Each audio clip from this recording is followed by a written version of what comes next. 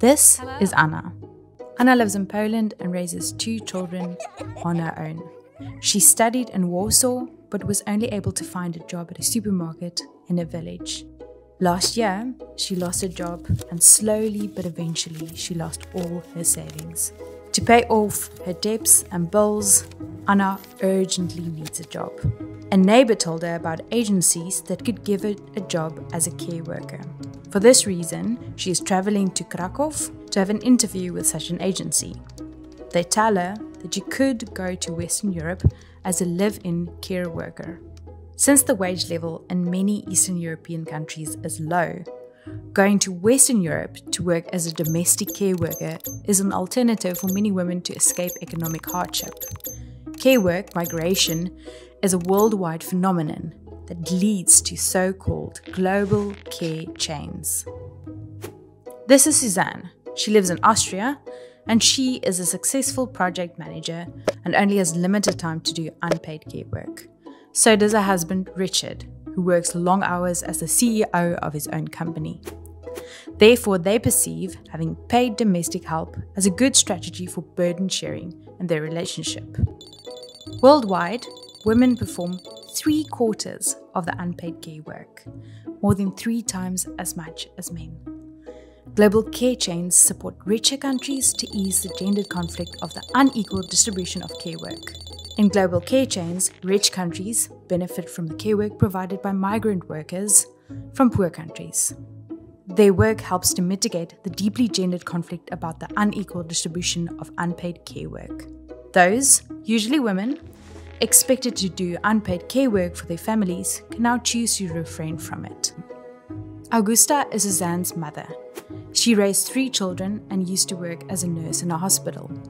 Care work is and always has been poorly paid, also in financially well-off countries. That's why Augusta has very little money to pay a care worker herself, although she's worked her whole life. Care chains are a problematic solution for an increasingly urgent problem. The working conditions of care workers in most countries are precarious. Global care chains are politically established and channeled via migration systems. They stabilize the existing care system and gender relations, and apparently solve the problems of the care crisis in more affluent countries.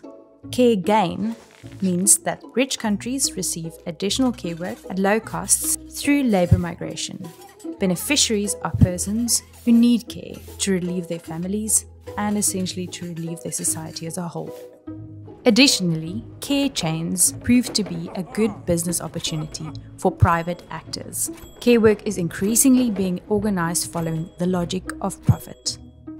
Because the wages in Anna's country of origin are lower than in the neighboring country, she travels to Austria to care for Augusta, even though working conditions for a care worker are extremely hard. When Anna leaves to work in Austria, she needs someone else to take over her care responsibilities at home. In her case, that's her mother, Jolland. Hello. Anna tries to keep in touch with her children while abroad. Working as a live-in care worker usually means working 14 days in a row, 24 hours a day, and 1 half day off each week. A live-in care worker in Austria sometimes earns not more than 980 euros net.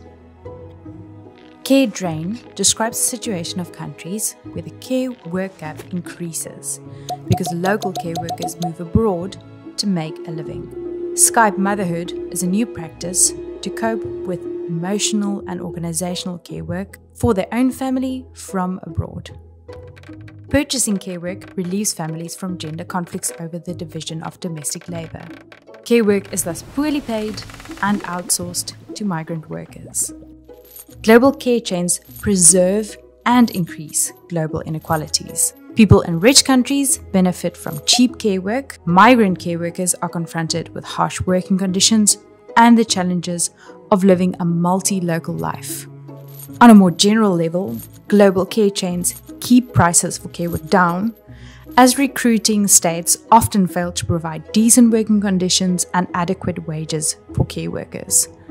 Like the extraction of natural resources, care drain depletes the peripheral countries of vital resources in an exploitative way and are also politically accepted.